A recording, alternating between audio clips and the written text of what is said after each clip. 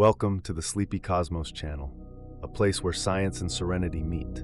Here we explore the quiet wonders of the universe, from dark matter to string theory, all told in a calm, soothing rhythm designed to help you relax, drift, and dream among the stars.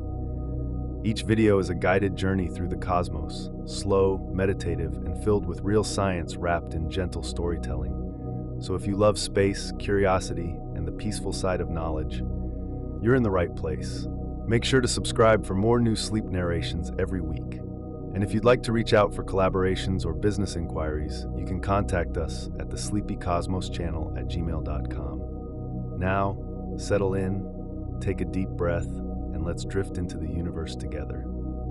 Settle in as comfortably as you can. Let your attention soften without forcing anything. If your eyes are open, they can rest on whatever is there. If your eyes are closed, that is fine too. This is a place for quiet curiosity, a place where it is safe to wonder, slowly. Tonight, we will drift through an idea that sits near the center of modern physics. An idea that can sound strange at first, that what we call reality might not be fully defined until it is measured. Not in the everyday sense of measured like a ruler against a table, but measured in the sense used in physics. An interaction that produces a definite record, a result that can be written down, stored, compared, a fact that becomes part of the shared world. And as we explore it, we will keep our feet on solid ground, because there is a difference between what experiments show and the stories we tell ourselves to make sense of those results. Physics is careful. It gives us mathematical rules that predict outcomes with remarkable accuracy. It gives us devices that work, lasers, magnetic resonance imaging, computer chips. All of these depend on quantum physics. And quantum physics is not a metaphor. It is a tested framework with real consequences in the lab. Still, when we ask what it all means, when we ask what is really happening before a measurement and after, we step into interpretation. Interpretations are not the same as fantasies. Many are serious, rigorous, and debated with discipline. But they are not all equally settled. They are not all directly testable, at least not yet. So as we move forward, I will separate what is strongly supported by experiment from what is a thoughtful way of talking about it, a useful picture. Not necessarily the only picture. You do not need to choose a side tonight.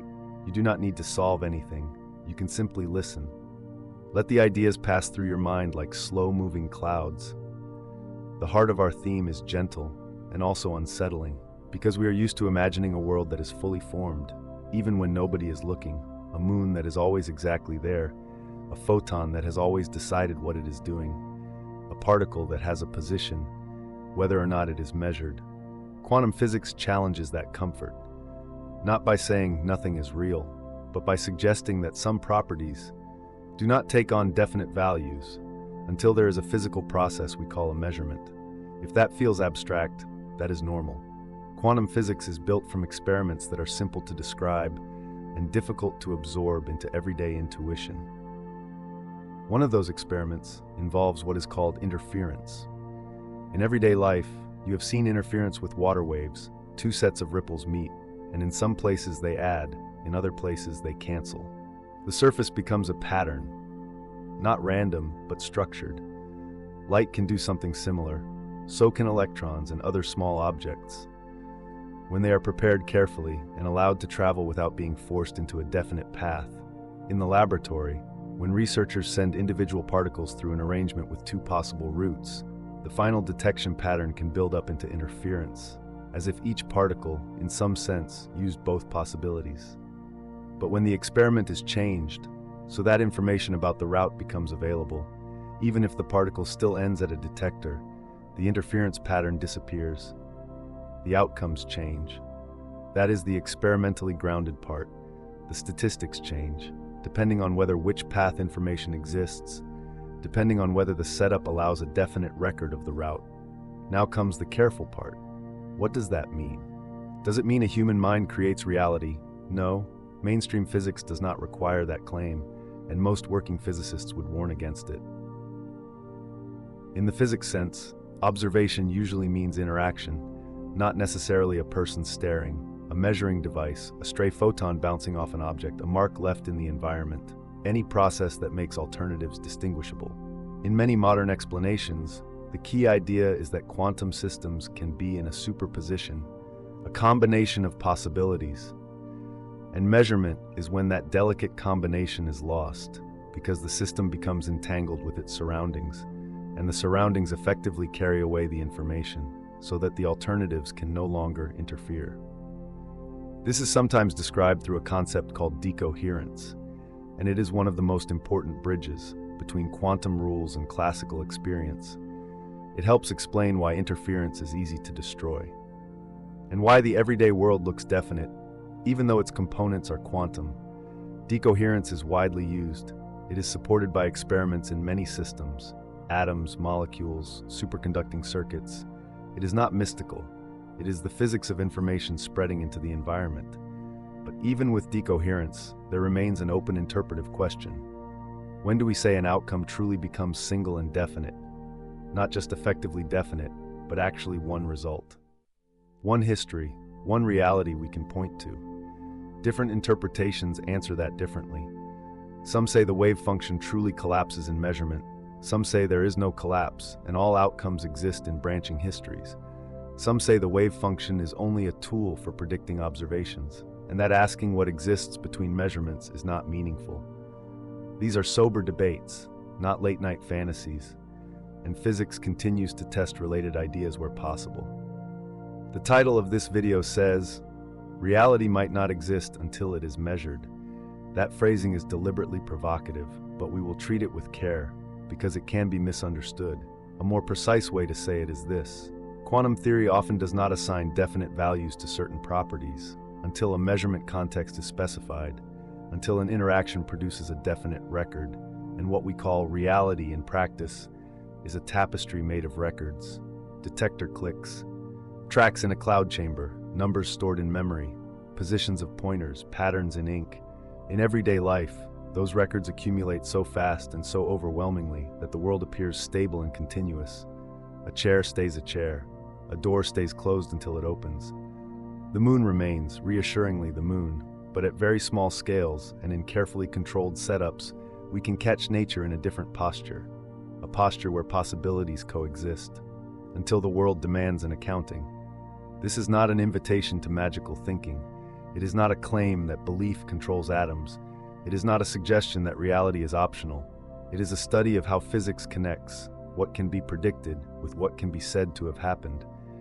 And it is also, quietly, a study of humility, because quantum theory has been right again and again, yet the meaning we attach to its symbols still invites multiple careful readings. As you listen, you do not have to hold every detail. You can let the rigorous parts be present and let the open questions remain open, like a door left slightly ajar, to let cool air drift through. The pace here will be unhurried. We will move slowly, repeat key ideas in different ways, not to pressure the mind, but to let it relax into familiarity. If you are listening to fall asleep, you are welcome here. You can take what you need and let the rest fade gently into the background. And if you remain awake, then we will proceed with the steady calm of science, looking at what experiments show, how measurement changes what can be observed, and why the boundary between possibility and fact is not always where intuition expects it to be. For now, just notice the simple act of attention, how the mind can rest on a thought, and then release it, how an idea can appear, bright for a moment, then soften. In the quiet space between thoughts, it can feel as if the world is waiting, not in a supernatural way, but in the practical way physics describes, as a set of potential outcomes with certain probabilities, ready to become a definite record when interaction makes it so. And with that gentle curiosity we can begin. When physicists say the word measurement, they are usually not talking about a person, staring at something, and willing it to become real. In practical physics, a measurement is an interaction between a system and some physical device that leaves a durable record. A record can be as simple as a tiny spot on a photographic plate, or a flash of light on a sensor, or a change in electric current, or a click in a detector, or a mark stored in computer memory. The important thing is not the human. The important thing is the chain of cause and effect that begins at the system and ends with information that is stable enough to be checked, copied, and agreed upon by different observers. If you and I measure the same quantity with well-calibrated instruments, we should be able to compare notes later and find consistent results within the expected uncertainty. That is what observation means in a laboratory sense. Not mystical awareness, but a physical process that produces a public footprint in the world. Sometimes the record is literally visible, like a bright dot on a screen.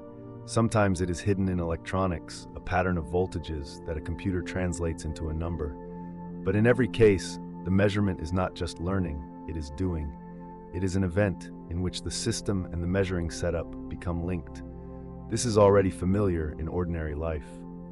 Even before quantum physics enters the story, if you measure the temperature of a cup of tea, the thermometer touches the tea, heat flows, and both change slightly. If you measure the pressure in a tire, you let a gauge connect to the air inside, and a tiny amount of air may move. In classical physics, we usually treat those disturbances as small, and in principle, avoidable. We imagine that the tea had a definite temperature before the thermometer arrived, and the tire had a definite pressure before the gauge was attached. The measurement, in this classical intuition, is like a flashlight in a dark room. It reveals what was already there. If the room contains a chair, the chair exists whether or not you turn on the light.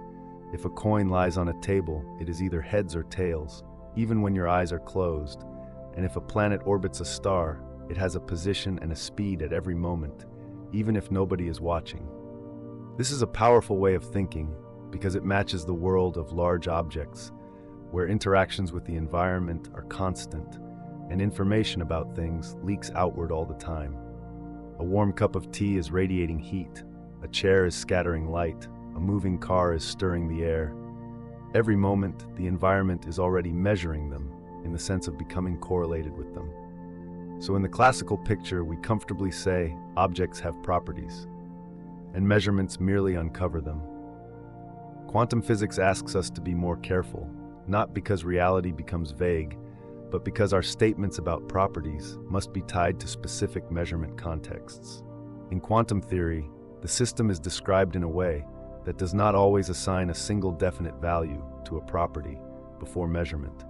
And this is not merely about limitations of instruments.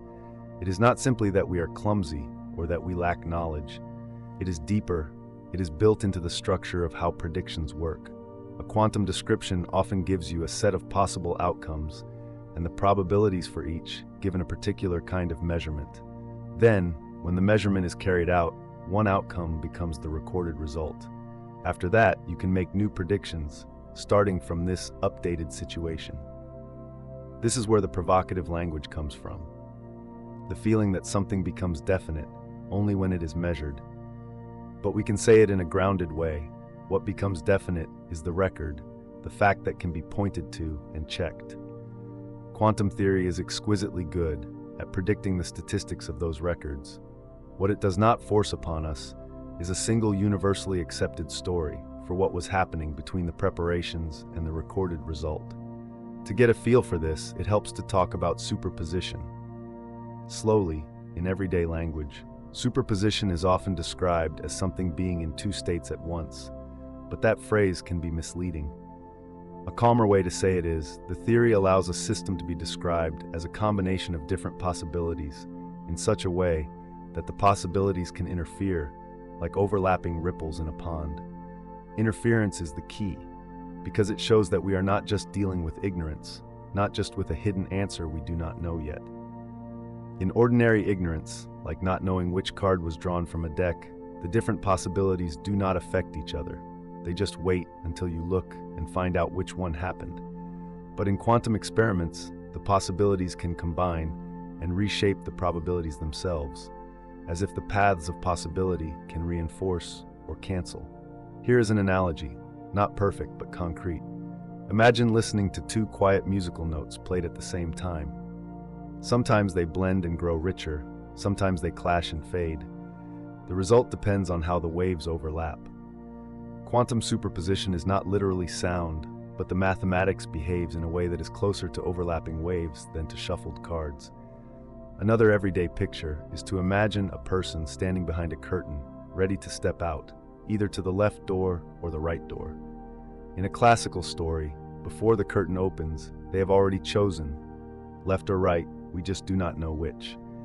In a quantum story, in certain carefully isolated setups, the description is not simply, they picked left but we do not know. Instead, the description is more like, the situation contains both possibilities in a way that can produce interference if we later arrange the experiment to reveal it. Again, this is not a claim that a human decision is involved. It is about physical alternatives, like two routes a particle could take, two internal conditions it could have, two distinct outcomes a detector might register. A classic example, often discussed because it is so vivid, is a particle heading toward a barrier with two openings. If we arrange things so that we do not find out which opening it goes through, and we keep the environment from recording that information, the pattern on a screen can show interference, as if both possibilities contribute.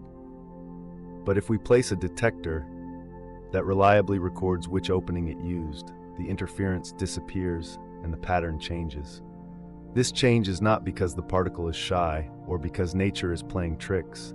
It is because the act of recording, the creation of a durable which-way record, changes what can be said and changes what is physically possible. For the combined system of particle and apparatus, in this practical sense, measurement is not merely looking, it is coupling, it is imprinting. It is leaving a trail. If a trail is left, the alternatives can no longer overlap in the same way, because the world now contains information that distinguishes them. You can also think of superposition with a more ordinary object. As long as you remember, it is only an analogy. Imagine a very delicate compass needle in a perfectly quiet box, balanced so gently that tiny influences matter. In classical thinking, the needle points north or south, even if you have not opened the box. In quantum-like thinking, the best description might be a blend of north and south possibilities that can later show interference effects if the box is kept isolated enough. But the moment you open the box, shine light inside, let air currents touch it, or let a sensor interact with it. The needle becomes correlated with the outside world, and one stable reading is obtained. In real life, a compass needle is too large and too entangled with its environment for you to see true quantum superposition. The analogy is only meant to convey how delicate the effect is and how strongly it depends on whether information leaks out. This brings us naturally to the role of the measuring device and the environment. In many simple stories, we talk as if there is a small system and a separate observer. But in the lab, there is a system, there is an apparatus, and there is the surrounding environment, and all three interact. The measuring device is not an abstract question. It is a physical object, with many internal parts and many ways to store information. A detector might contain atoms that can be excited, electrons that can flow, chemical processes that can be triggered, and digital circuits that can latch onto a signal. When the system interacts with the detector, a tiny quantum event can be amplified into a large-scale change, like a pulse of current or a visible dot or a switched memory state. This amplification matters because it makes the record robust. A robust record is one that does not easily blur back into ambiguity. Once the dot is on the screen, it stays there. It can be photographed, counted, and discussed later. Once a memory bit flips, it can be copied into many places and compared. The environment plays a quiet but decisive role because it constantly interacts with both the system and the device. Even a good vacuum chamber is not perfect emptiness. There is still radiation, still tiny fields, still vibrations, still a background that can carry away information. When information about an outcome spreads into the environment, it becomes effectively irreversible. Not in an absolute philosophical sense, but in the practical sense, that putting the information back together would require impossible control over countless degrees of freedom. This is why, when we talk about measurement, we often emphasize not a moment of human awareness, but the formation of correlations and the spreading of those correlations outward until they become a stable fact in the shared world. Now, a subtle point and an important one. When people hear measurement changes the system, they sometimes imagine a crude disturbance like poking a balloon and deforming it. Sometimes that is true, as in the thermometer and the T. But quantum measurement is not only about disturbance, it is about the kinds of questions that can be answered and the kinds of descriptions that remain consistent. If you build an apparatus that records which path was taken, then you have created a situation where path information exists, in principle, in the physical world.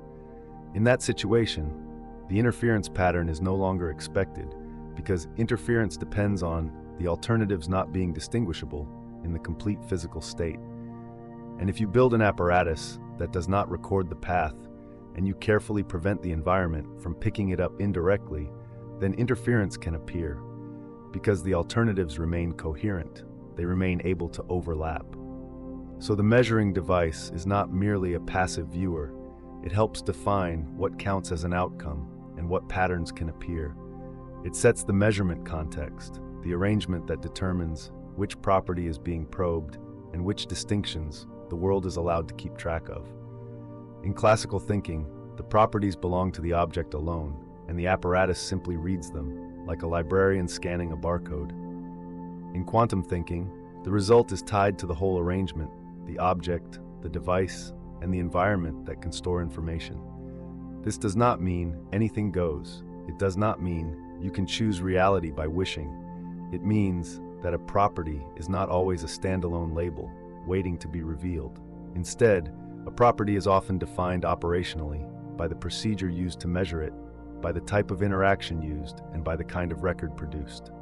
This is one reason physicists spend so much care on describing experiments in detail, not just what they intended, but what actually interacted with what could have carried information away, what could have served as a record.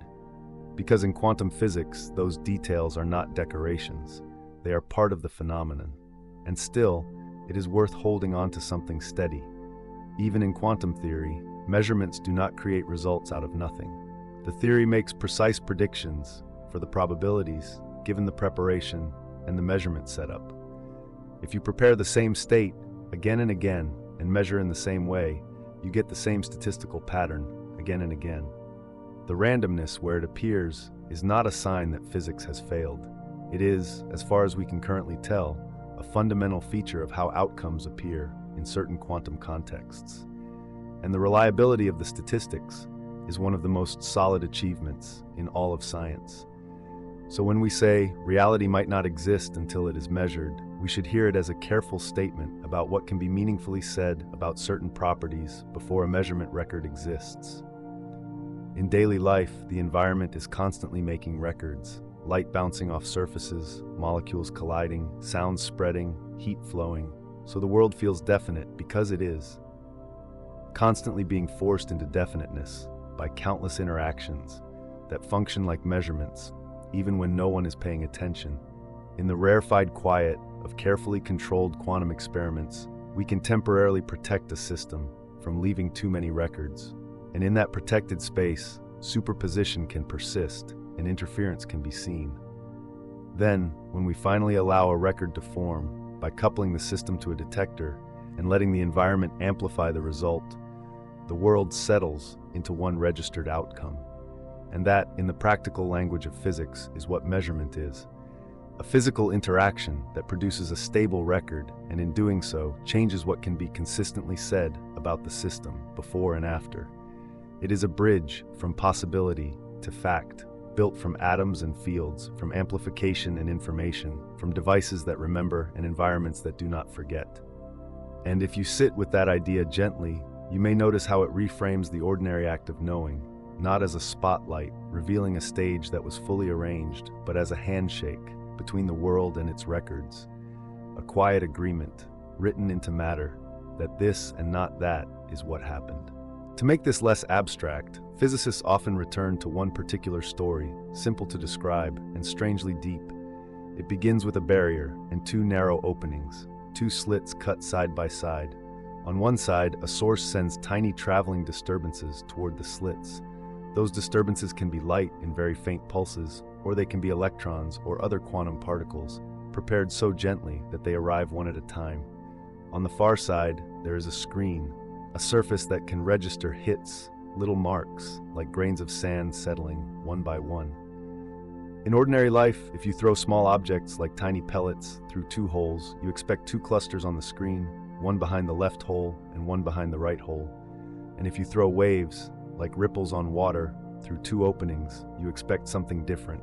Waves overlap, and where they overlap, they can reinforce each other or they can cancel. You get a pattern of bright and dim regions, a sequence of bands created not by either slit alone, but by the combination. The double slit experiment is built to reveal which kind of story nature tells. And what it reveals, in its most famous form, is that quantum objects can behave in a wave-like way, even when they are detected as individual localized hits.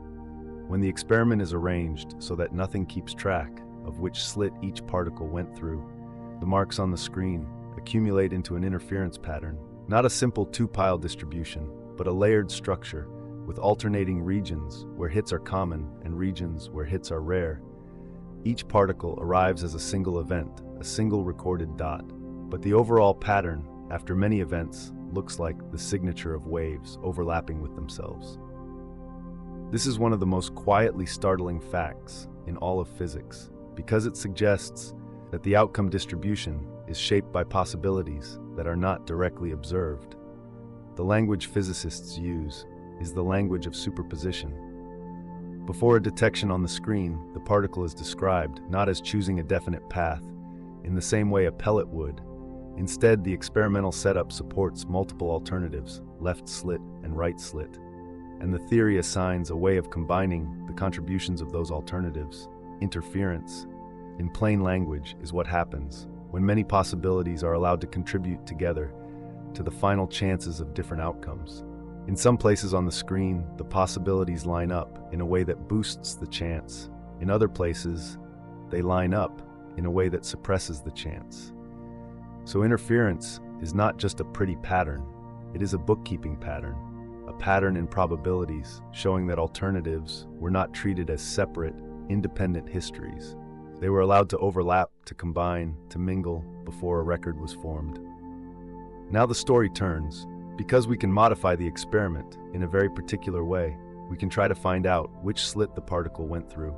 We can place a detector near the slits or build a marker into the setup, something that becomes different depending on the path.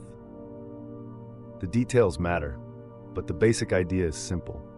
We create a physical correlation between the particle's path and some other system, a detector, a light field, a tiny internal state, anything that could carry information about left or right. And then we run the experiment again, one particle at a time, collecting many dots, waiting for the pattern to emerge. What we find in well-tested laboratory conditions is that the interference fades. As the which path information becomes available, the alternating bands wash out, and the distribution becomes more like the pellet story, two overlapping clusters, consistent with separate alternatives, rather than a combined wave-like whole. This is not a small effect. It is not a matter of taste. It is a quantitative, repeatable, experimentally verified relationship. The more reliably you can know the path, even in principle, the less interference you see. And when the which path information is fully available, the interference is gone. It is natural to ask, what exactly changed? Did our curiosity reach into the experiment like a hand and force the particle to behave differently? Did consciousness do something special? In mainstream physics, the answer is calmer and more mechanical. The key is not a human mind. The key is information in the physical sense. When we arrange the world so that a record of the path could exist, the particle becomes entangled with something else. That something else might be a detector designed by humans, or it might be the environment itself, a stray photon, a vibrating atom, a tiny thermal interaction that leaks path information outward. Once the path is marked, the two alternatives, left and right, are no longer perfectly overlapping descriptions of the same undivided situation. They become tied to different states of the marker, different possible records. And because those marker states are different, the alternatives stop combining in the way needed for interference.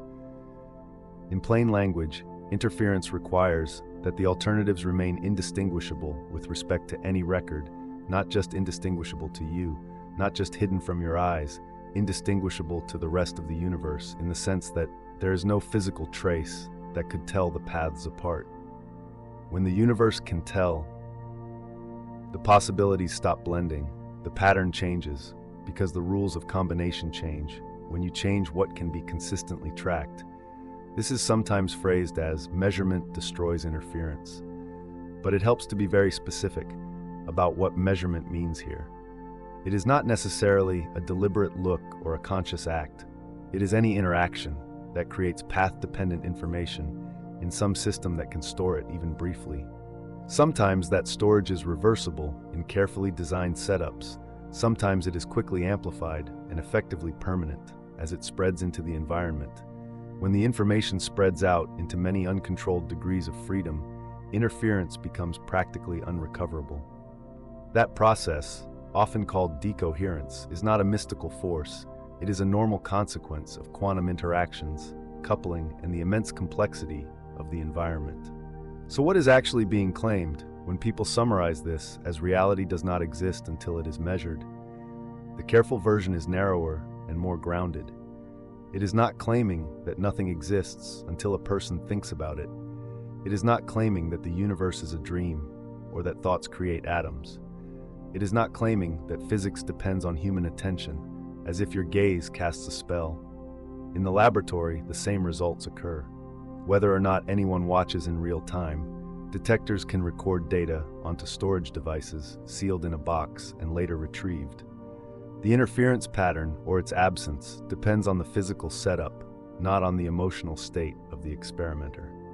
What the experiment does support is a more technical idea about certain properties not being simultaneously well-defined in a way that can be treated as if they were classical facts before any record exists. In the double slit story, the question, which slit did it go through, is not always a question with a stable answer that can be added to the rest of the description without changing anything.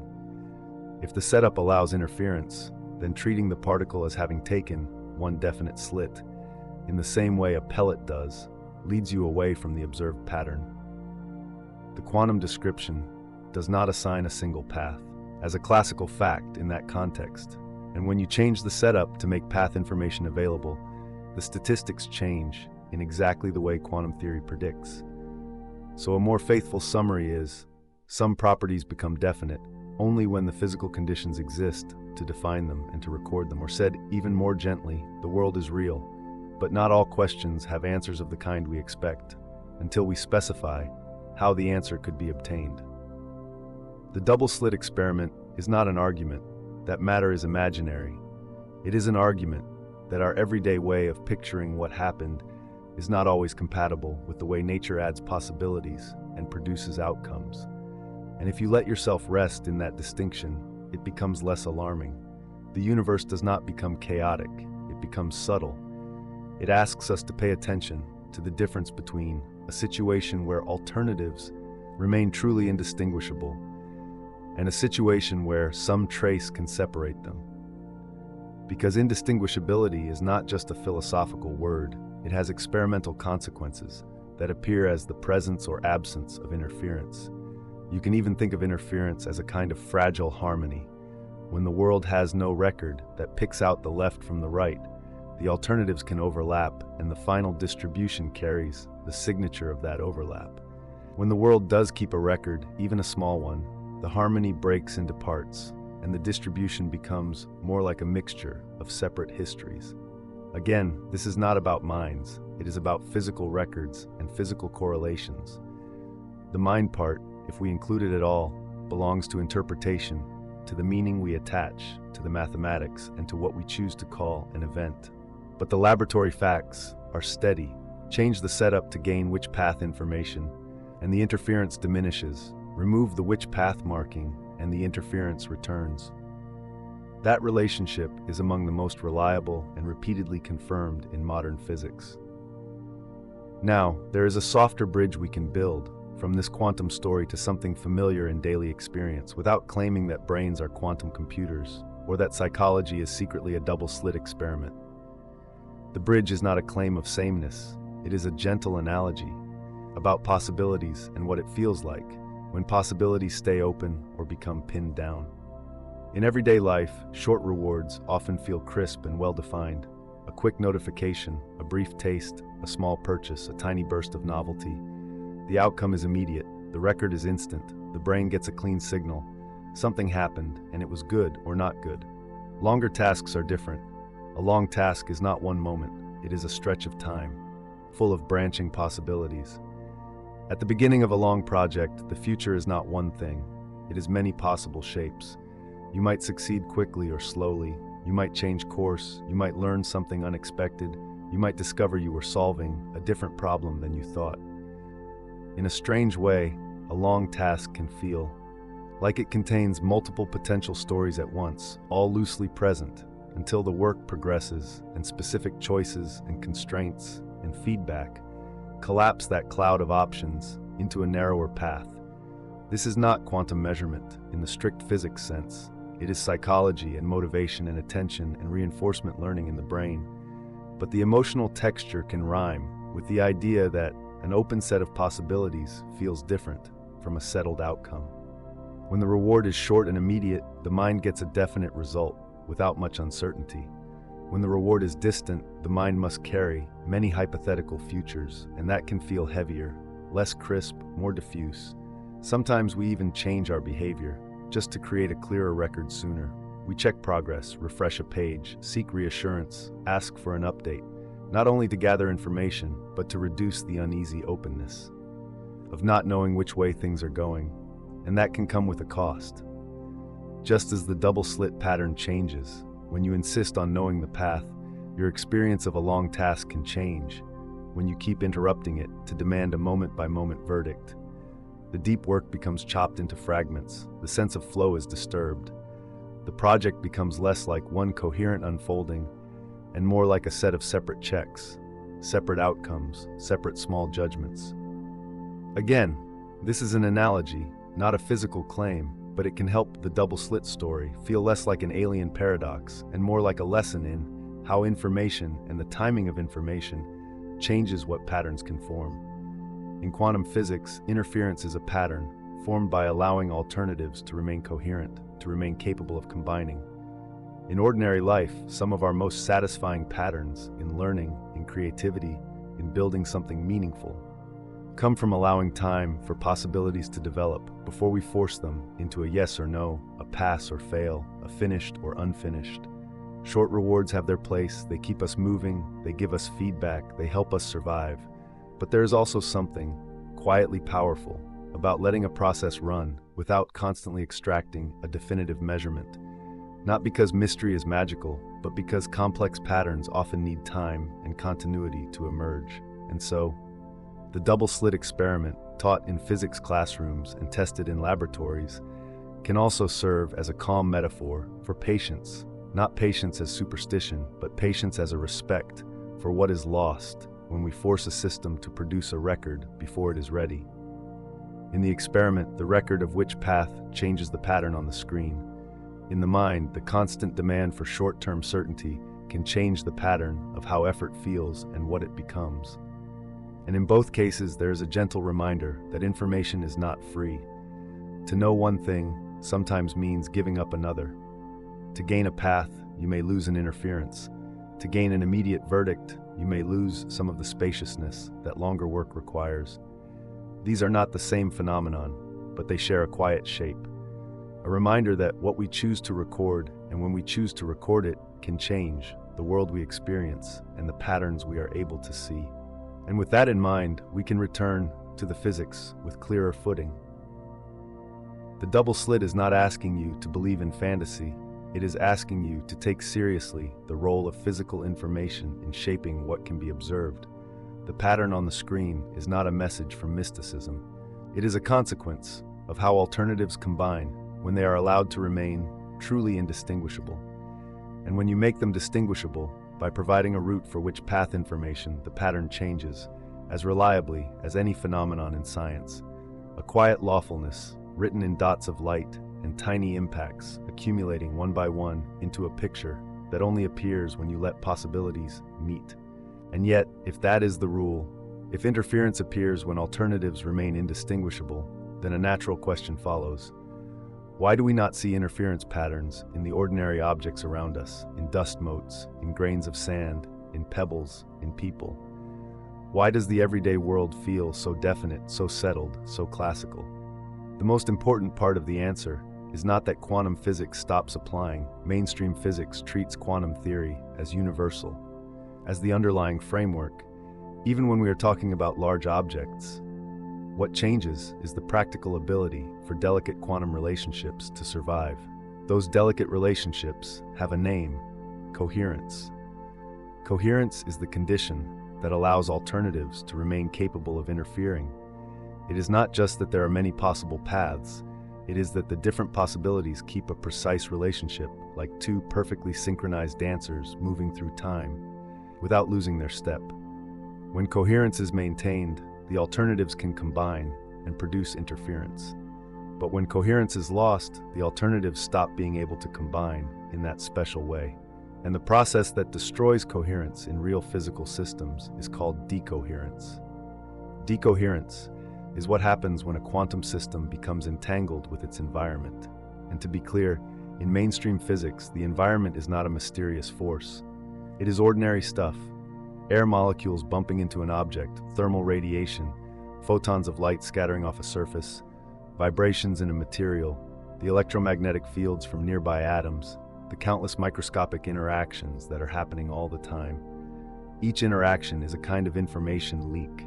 Not necessarily information that a human reads, not even information that a machine stores, just physical correlation, physical trace, physical record, spread out into the surrounding world. If you could somehow keep perfect track of every tiny interaction, you could still describe the whole combined system with quantum rules. But that is exactly the point. In practice, you do not keep track of every interaction, and you cannot reverse them.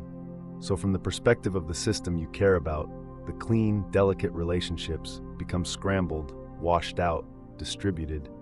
Decoherence is the loss of those delicate quantum relationships, because the system has interacted with so many uncontrolled degrees of freedom in the environment that the phase relationships, the fine timing, the precise alignment needed for interference are no longer accessible. A helpful image is to imagine a whisper spoken across a quiet room. If the room stays quiet, the whisper remains a coherent signal. You can still reconstruct the message. But if the room fills with chatter, with echoes, with random noise, the whisper is not destroyed in a magical way. It is simply mixed into a sea of other sounds until the original pattern cannot be cleanly recovered. Decoherence is like that, but for quantum possibilities, the interference pattern is like a delicate message written in relationships. The environment is like a vast ocean of interaction that keeps stirring the water until the message is no longer readable. And this is why quantum weirdness is hard to see at human scales. Not because human-scale objects are special, but because human-scale objects are almost never isolated. They are bathed in light, surrounded by air, connected to warm surfaces, filled with internal motion, vibrating, colliding, radiating heat. Even in a vacuum chamber, even at very low temperatures, keeping a large object coherent is extraordinarily difficult.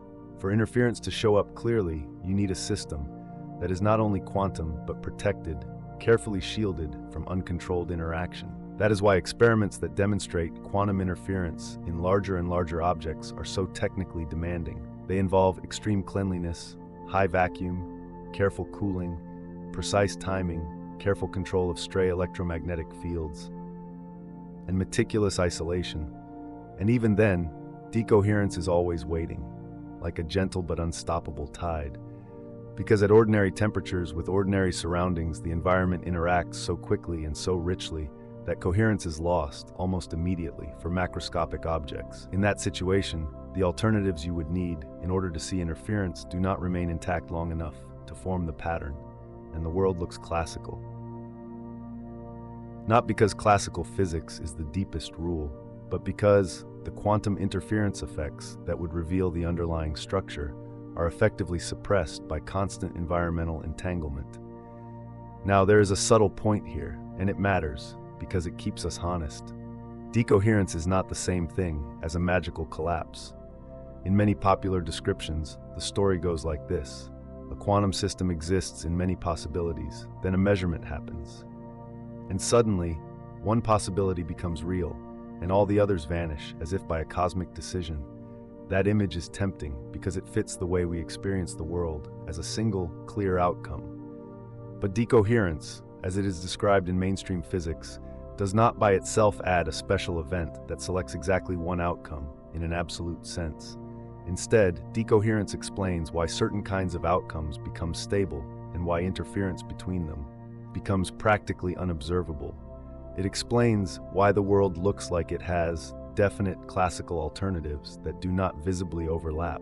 It explains the disappearance of interference in everyday conditions. But whether decoherence alone solves the deeper question of why we perceive one specific outcome is an interpretational question, and physicists are careful about that. To put it gently, decoherence is a powerful part of the story, but not everyone agrees. It is the entire story.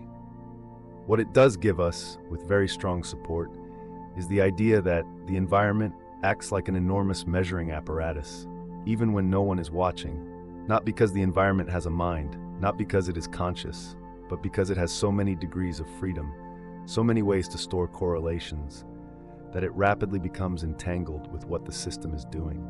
This entanglement spreads information into the world and makes different outcomes.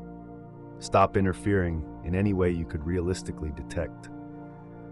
So the classical appearance of definite things in definite places with definite histories becomes an effective description, an approximation, but an astonishingly successful one. This brings us to a calm and useful phrase, effective classical reality. Effective classical reality is not a claim that quantum theory is false at large scales. It is a claim that once decoherence has done its work, a classical story becomes stable, robust, and predictively accurate for the kinds of observations creatures like us can make. When you look at a chair, you do not need a quantum description of every electron and every photon scattering off its surface. You can treat the chair as having a definite position, a definite shape, a definite history, and you will be right to extremely high precision. The reason you can do that is that the chair is constantly interacting with the environment. Light is bouncing off it, air molecules are colliding with it, its atoms are exchanging thermal energy with the room. All of that interaction drives decoherence and makes any delicate superposition of macroscopically different chair states vanish from practical relevance, faster than you could ever notice. The world becomes not fundamentally classical, but effectively classical. And this effective classical reality is also the stable story our brains use. Our nervous systems evolved to navigate a world where decoherence has already done the sorting. We are not built to sense quantum phase relationships or to track entanglement across the environment. We are built to track durable patterns, edges, objects, trajectories, causes that lead to effects. We build internal models that are compressed and reliable and suited for survival.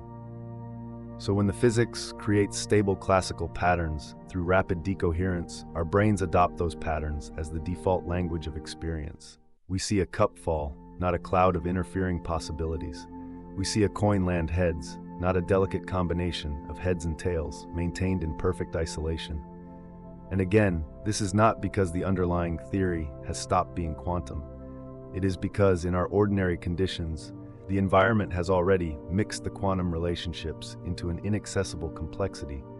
The result is that our experience lines up with a classical narrative, so strongly that it feels like the only possible narrative. But it is worth remembering that this stability has a physical origin.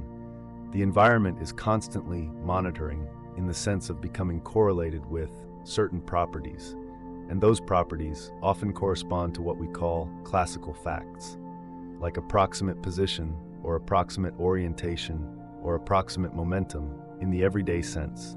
These become the robust features, the ones that can survive being copied into the environment again and again through scattered light and thermal radiation and collisions.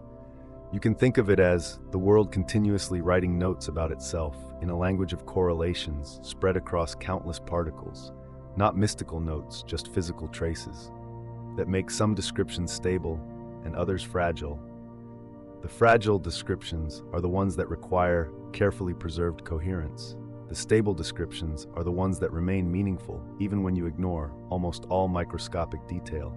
That is effective classical reality, a stable practical account supported by decoherence and used by our brains because it works. Now it is also important to speak clearly about what scientists can test. and what remains interpretational. Decoherence is not just philosophy. It makes quantitative predictions about how quickly coherence is lost, depending on temperature, isolation, environmental coupling, and the size and complexity of the system. And these predictions can be tested. In laboratories, scientists can prepare quantum states in atoms, in photons, in superconducting circuits, in tiny mechanical resonators, in carefully controlled molecules. They can watch interference fade as the system is made warmer, or more exposed, or more strongly coupled to its surroundings. They can measure how noise and environmental interaction degrades quantum behavior in a way that matches the decoherence framework. They can design experiments to reduce decoherence through cooling, shielding, error correction, and isolation, and they can see quantum effects persist longer as expected. So within mainstream physics, decoherence is a well-supported concept because it connects the theory to what is observed with great accuracy. But there is a boundary, and it is healthy to acknowledge it. The boundary is this: decoherence explains why interference becomes unobservable and why classical descriptions become reliable. It does not by itself tell you what to believe about the ultimate meaning of probability, or about whether all outcomes in some sense exist, or about whether there is a fundamental single event that chooses one result from among many. Those are questions where different interpretations of quantum mechanics offer different stories. Some interpretations treat collapse as a real physical process with a specific rule that picks an outcome. Some interpretations treat the wavefunction as a tool for organizing knowledge, rather than a direct physical object, so collapse becomes an update in description. Some interpretations treat the entire evolution as continuous, with decoherence making different outcomes, effectively separate, so that each branch behaves as if it were classical, even though the underlying description remains unified. These interpretations often agree on the experimental predictions we can test today. They disagree on what is happening behind the predictions, or what language is best for describing it. And that is why physicists tend to be careful with phrases like, "Reality does not exist until measured." Because in the lab, what we can say with confidence is that the statistics of outcomes depend on how a measurement is set up and on what information is available, and that interference disappears when which path information becomes accessible through interaction. We can say with confidence that decoherence provides a mechanism for the emergence of classical appearance in a quantum world. But when we ask whether measurement creates reality or reveals reality or selects one reality among many, we are stepping beyond what the experiments alone can settle, at least for now. So the grounded position, the calm position, is to separate the solid experimental facts from the interpretational stories we use to make sense of them. The fact is that quantum systems can interfere when coherence is preserved. The fact is that interaction with the environment produces decoherence, which suppresses observable interference and makes classical descriptions reliable. The fact is that our everyday world is saturated with interaction, so coherence is rapidly lost for large-scale alternatives.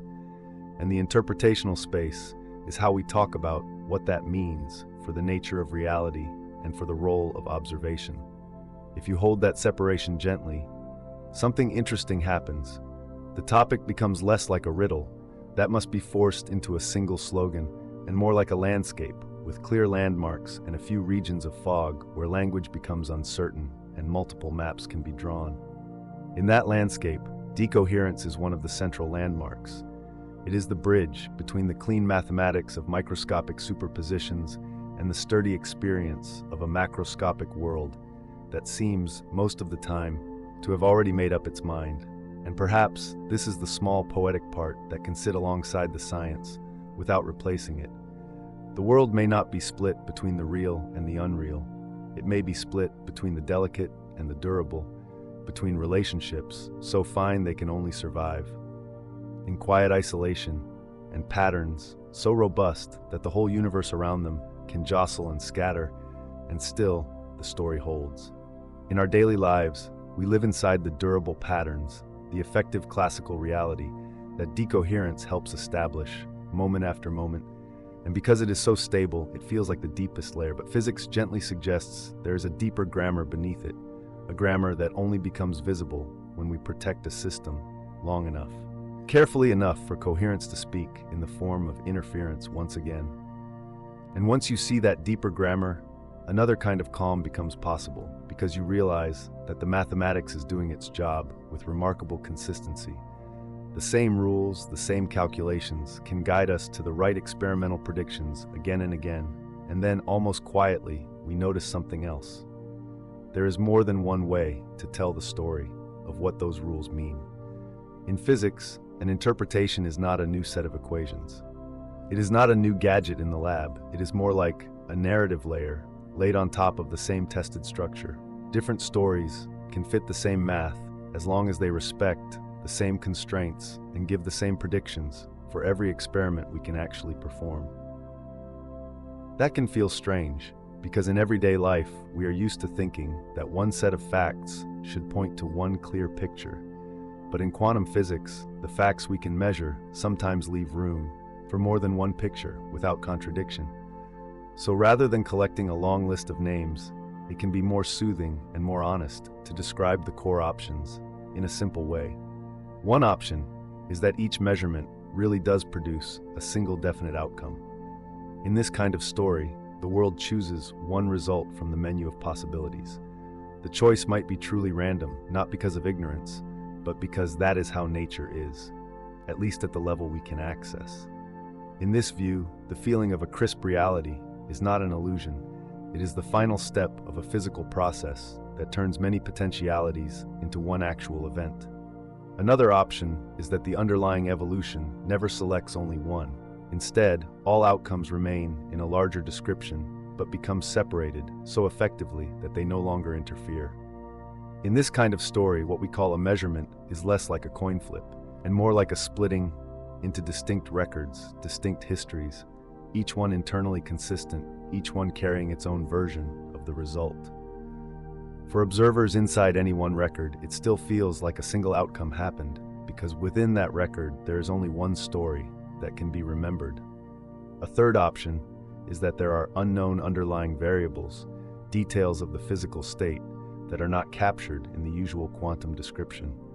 In this kind of story, quantum probabilities might reflect our limited access to those deeper details. The world would still have a definite state, even before measurement, but the state would include features we cannot see directly and perhaps cannot control. And here, it matters to be careful, because not every imaginable hidden detail can reproduce all quantum predictions.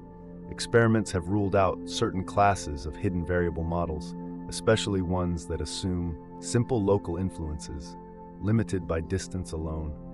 So the remaining possibilities, if hidden variables exist, have to be subtle, and they have to respect what experiments have already shown. These three gentle categories, a single outcome chosen, many outcomes separated, or deeper variables unknown, are not the whole map, but they are a good way to feel the terrain without getting lost in too many labels. And once you have them in mind, the phrase, "reality might not exist until measured," starts to look less like a verdict and more like a shortcut for one particular story among several stories that all follow the same tested mathematics. This is where humility is not a weakness, but a form of precision. Physics, at its strongest, is a discipline of prediction. It tells us, if you set up this experiment in this way, you will see outcomes with these statistics. It tells us how interference patterns appear when information about alternatives cannot be obtained, even in principle. It tells us how decoherence spreads through interaction and why large-scale superpositions become practically unobservable so quickly. All of that belongs to the solid ground. Interpretation is a different task. Interpretation asks, what should we say? The world is doing.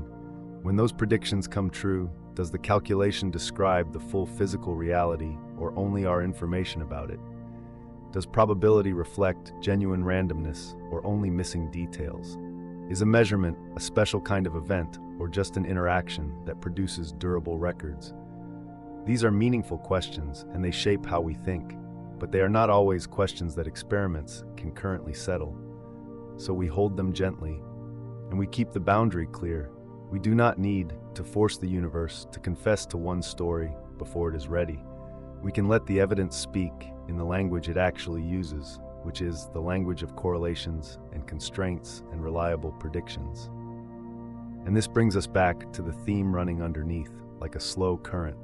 Reality, in the operational sense, the sense that physics can grab and test, often looks less like a collection of objects with intrinsic properties and more like a network of relationships.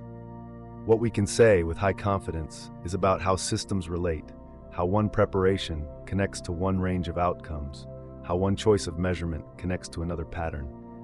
Even when we talk about a particle, we end up talking about what detectors will register, where clicks will appear, how likely each click is given the whole experimental arrangement. In that way, physics starts to resemble a theory of information, not in the casual sense of human thoughts, but in the precise sense of what distinctions can be made, what alternatives can be told apart, and what records can endure. Decoherence fits here as a process that distributes information into the environment so widely that interference becomes inaccessible. A superposition is not destroyed in the mathematics, but the relationships that allow different alternatives to combine and interfere become effectively out of reach because the environment now holds a sprawling record of which alternative happened. So the world that feels definite is the world where information has become stable, redundant, and widely shared. And what we call a classical fact is often a constraint on what can be doubted, because so many traces agree with one another.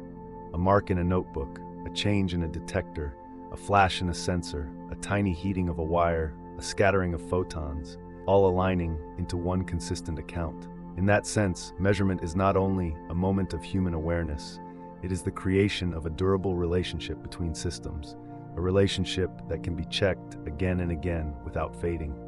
If you like a small poetic image kept safely near the edge, you can imagine that the universe is less a stage of solid props and more a tapestry woven from constraints. Not just what is, but what can be known, what can be recorded, and what can remain coherent long enough to interfere.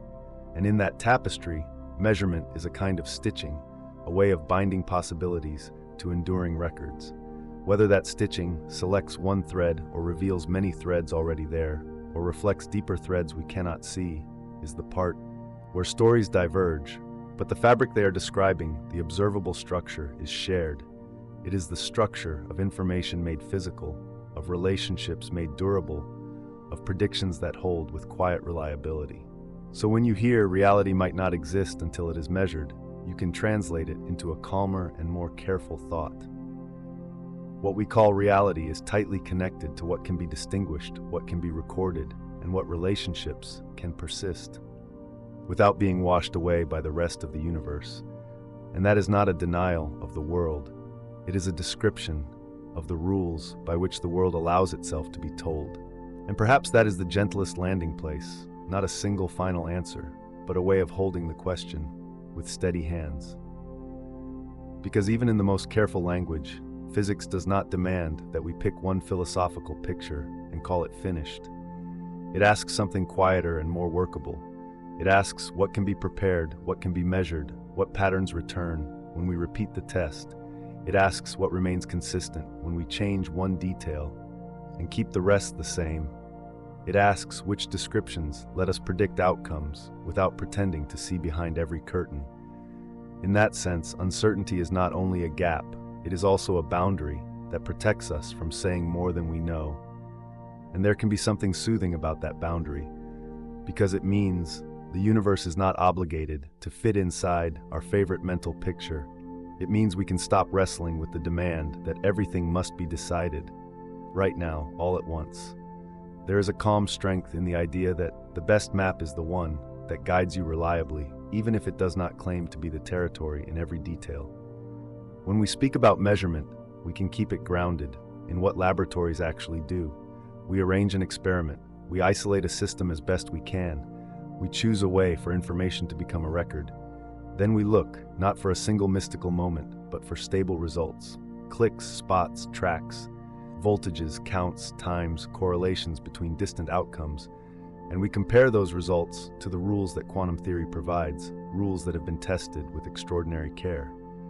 The deeper interpretation, whether possibilities become actual or whether they were always actual in some hidden way, or whether many outcomes coexist in some broader description.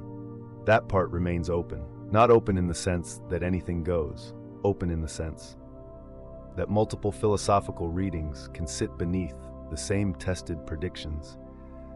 And when we notice that, we do not have to feel frustrated. We can let it be, like standing at a shoreline where the water is clear, right at your feet, and fades into depth farther out.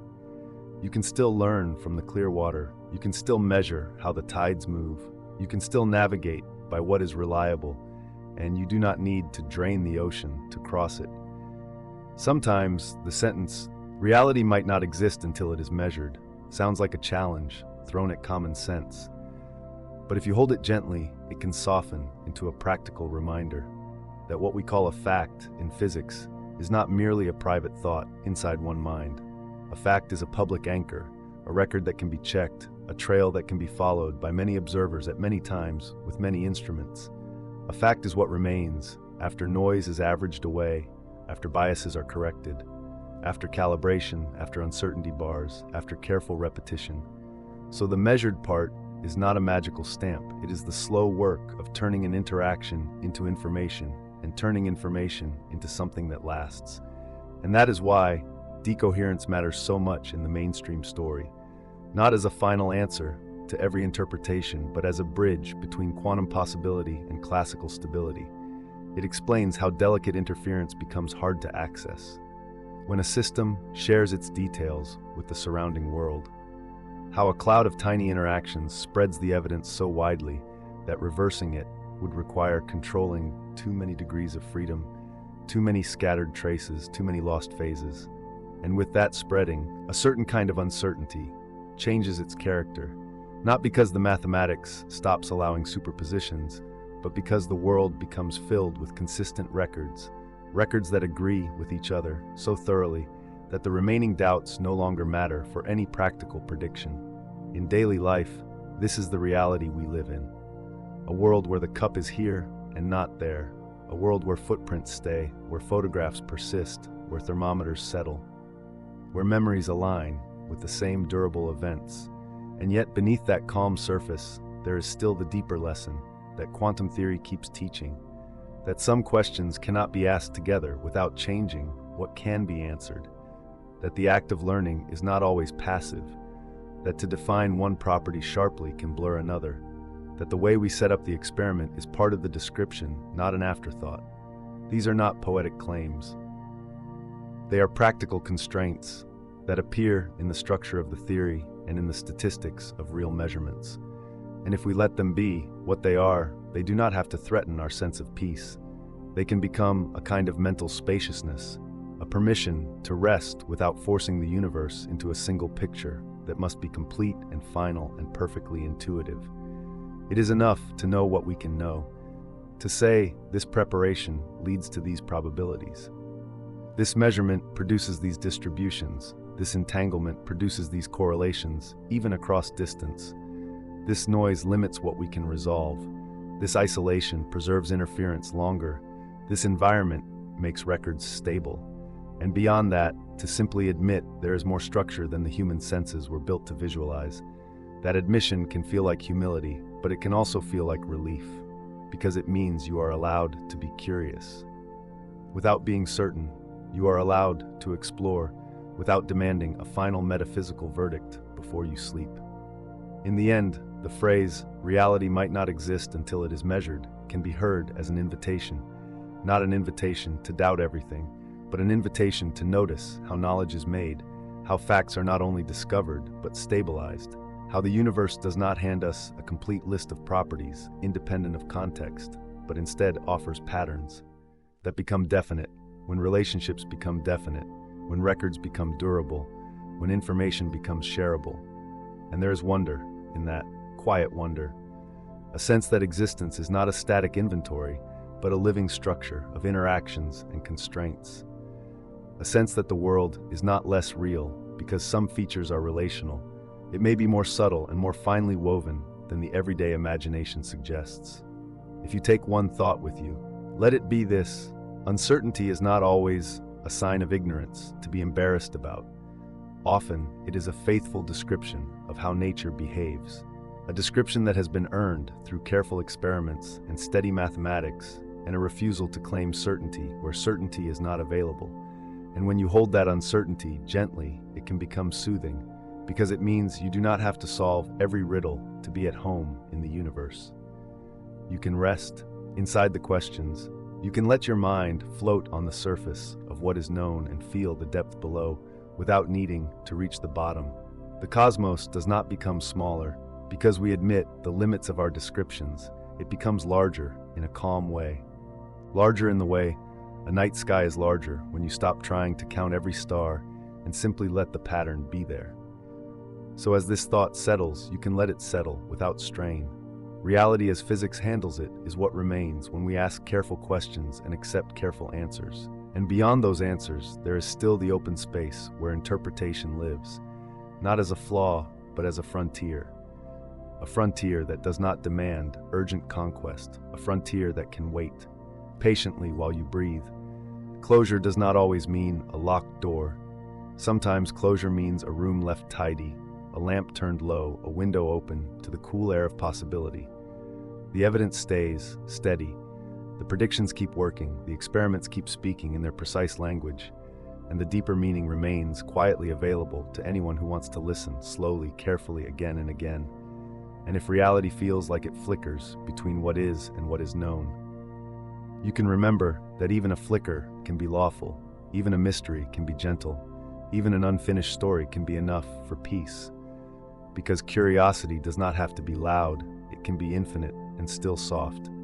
And tonight, it is enough to let the universe keep some of its secrets while it gives you something more restful, a sense of order without rigidity, a sense of wonder without urgency, a sense that whatever measurement finally means, the world is here, consistent, and quietly intelligible in the ways that matter, and there is always more to learn when you are ready to ask.